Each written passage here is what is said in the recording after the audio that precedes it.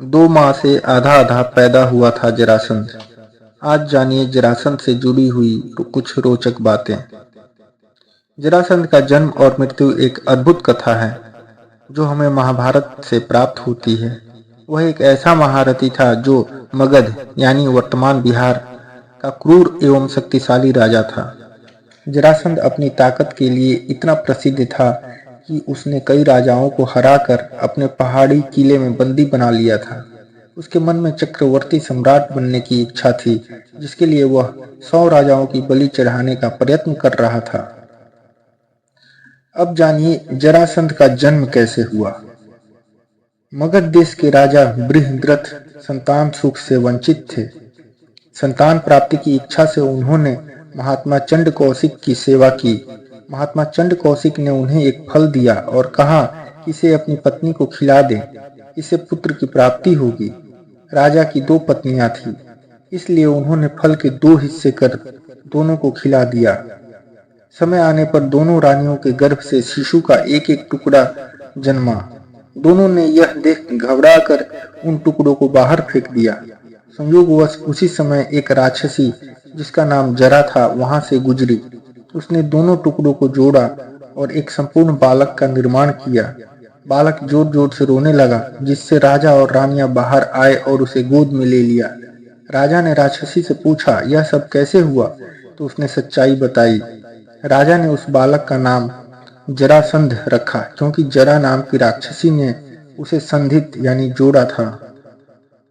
कंस का ससुर और परम मित्र। जरासंध मथुरा के राजा कंस का ससुर और मित्र था। उसने अपनी दोनों पुत्रियां आसित और प्रापित का विवाह कंस से किया था। जब श्री कृष्ण ने कंस का वध किया तो जरासंध ने बदला लेने के लिए 17 बार मथुरा पर आक्रमण किया, लेकिन हर बार उसे असफलता ही हाथ लगी। जरासंध के भय से कई राजा अपने राज्य छोड़कर भाग गए थे। उसका सेनापति शिशुपाल था, जो उसे पूरी तरह से समर्थन देता था। अब जानिए जरासंध का वध कैसे हुआ। जरासंध के आतंक से सभी राजा त्रस्त थे।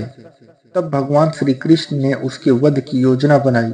श्री कृष्ण, भीम और अर्जुन ब्राह्मण का वेश धारण कर जरासंध के पास गए और उसे कुश्ती के लिए चुनौती दी। जरासंध समझ गया कि वे ब्राह्मण नहीं हैं।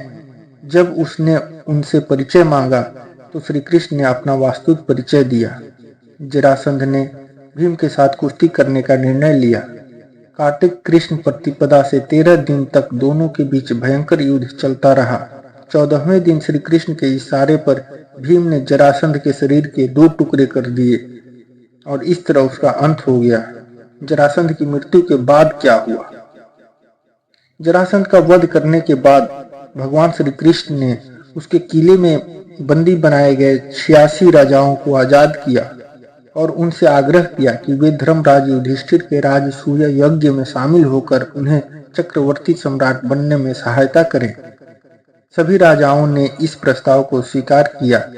अंत में भगवान श्री कृष्ण ने जरासंध के पुत्र सहदेव को अभय दान देकर मगध का राजा बना दिया।